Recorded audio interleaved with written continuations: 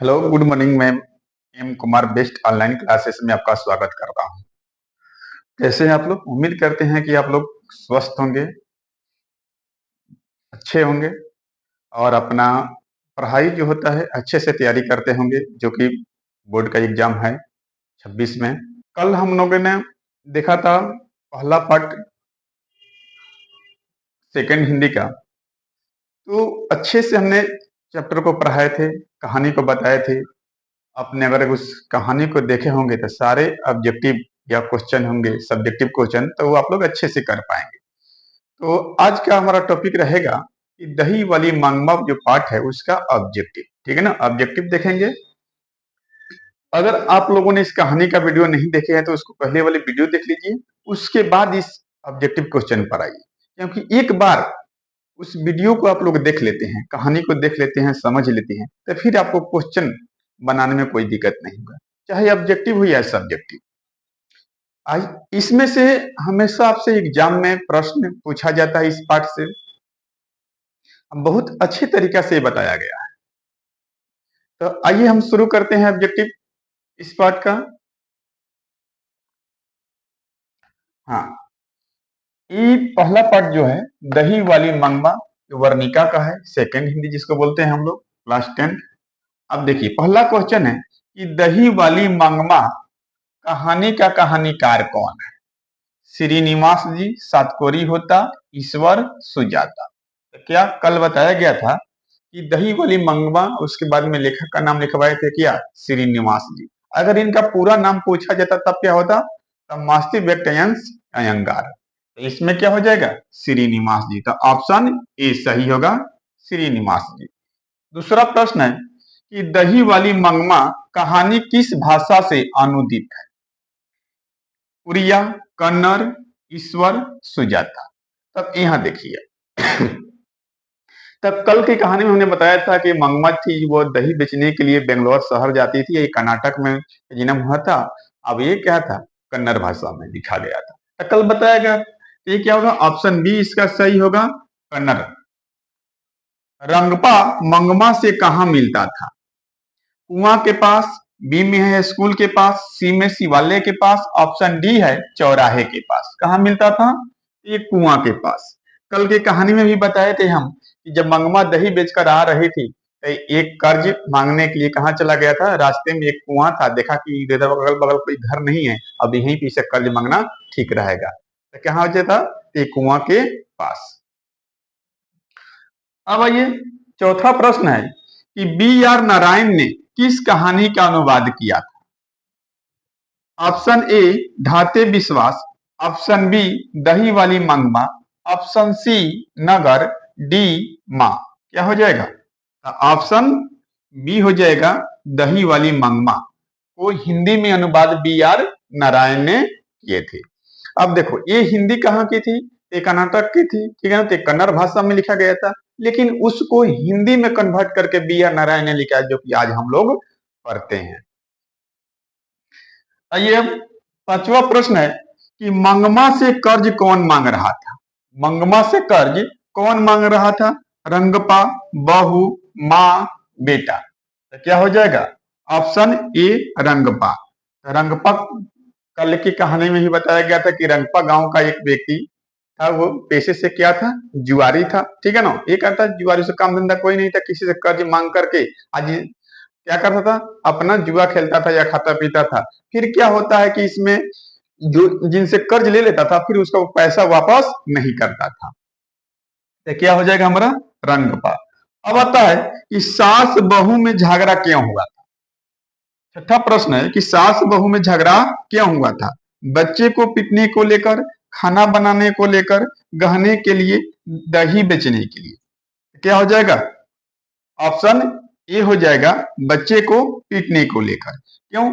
कल ही की कहानी में बताया जब मंगमा दही बेचकर आ रही थी तो किसी कारणवश उसकी पतोह थी जो नजम्मा थी, वो अपने बेटे को पीट रही थी।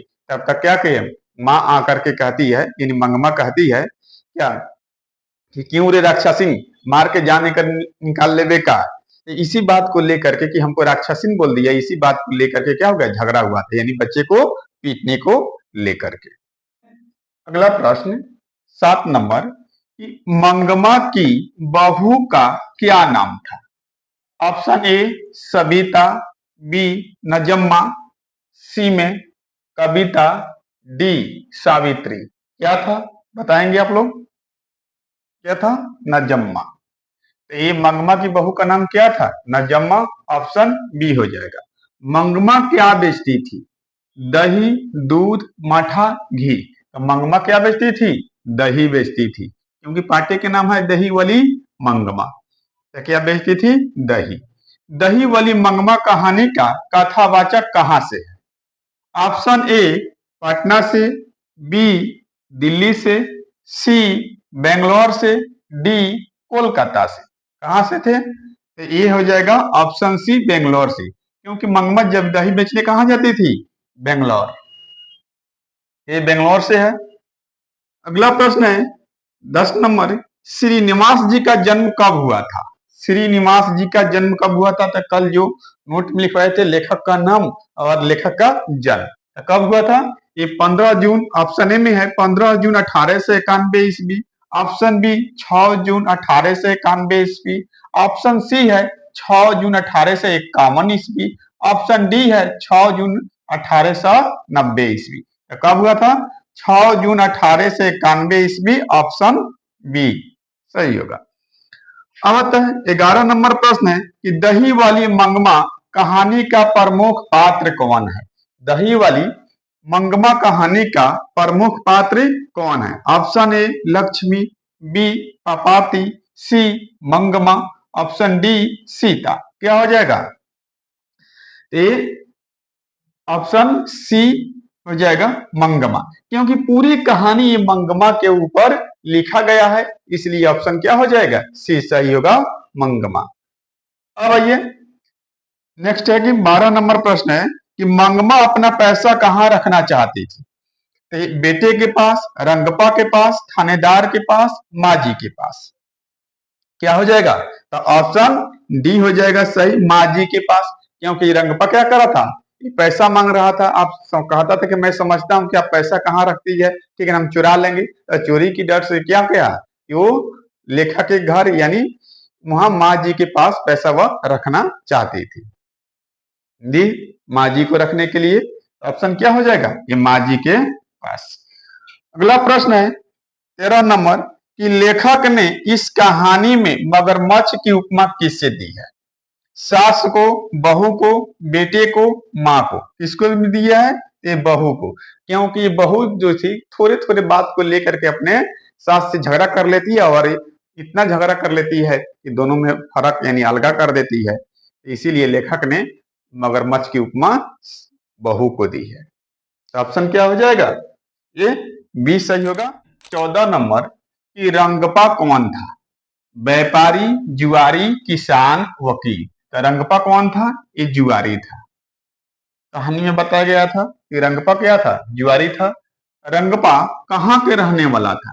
रंगपा था जो मंगमा के गांव के ही रहने वाला था। कहाँ का? वेकंठपुर।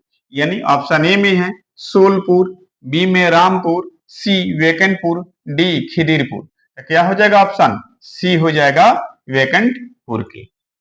मंगमा किस कपड़े का ब्लाउज पहनना चाहती थी? ऑप्शन ए में सूती के, बी में टेलीकट, ऑप्शन सी रेशम, डी है मखमल के। तो क्या हो जाएगा? ऑप्शन डी सही होगा, मखमल के। अब बताए जब बेटा पोतों ने अलग कर दिया था तो इसके पास जो पैसा बचा था, सोच रही थी कि हम पैसा क्या करेंगे, ठीक है ना। तो अगले दिन दही बेचने के लिए जाती है बेंगलोर शहर। तो माँ जी का घर पड़ते थे, माँ जी के घर में देखते कि माँ जी ब्लाउज पहनी है मखमल के। पूछती है कि मखमल का ब्लाउज कितने का पड़ेगा, ठीक है। तो वही बता देगी 7-8 रुपया का पड़ेगा। ये पैसा इकट्ठा करके मखमल का ब्लाउज सिलवाती है। क्या होता है? ये मखमल के ब्लाउज पहनती है। अब आता है कि 17 नंबर प्रश्न कि मंगमा ने बेटे से अलग होने को कहा आज? दोपहर से, शाम से, कल सुबह से कि रात से। क्या कहा? ऑप्शन ए सही हो जाएगा कि दोपहर से। जब ये देखा कि दही बेच करके ये बेटे को मार रही थी और उसमें कहते कि आने दो, झगड़ा तरह हुआ तो कहा कि यार क्या करे, दोपहर से मैं अलग कर दो। तो ऑप्शन क्या हो जाएगा? ये सही हो जाएगा, दोपहर से। अगला प्रश्न है कि दही वाली मंगमा कहानी किसे संदेश देती है? माताओं को, बेटे को, बहुओं को, छात्रों को? किसे संदेश देती है? ऑप्शन सी हो जाएगा, बहुओं को। यानी दही वाली मंगमा जो कहानी है वो बहुओं को संदेश देती है कि सास के प्रति हमको ऐसा नहीं करना चाहिए। अब थोड़े मोरे बात को लेकर के जब होता है तो तुम्हें हो जाता है कि इतना नहीं कर देना चाहिए कि सास को हम क्या कर दे, अलग कर दे।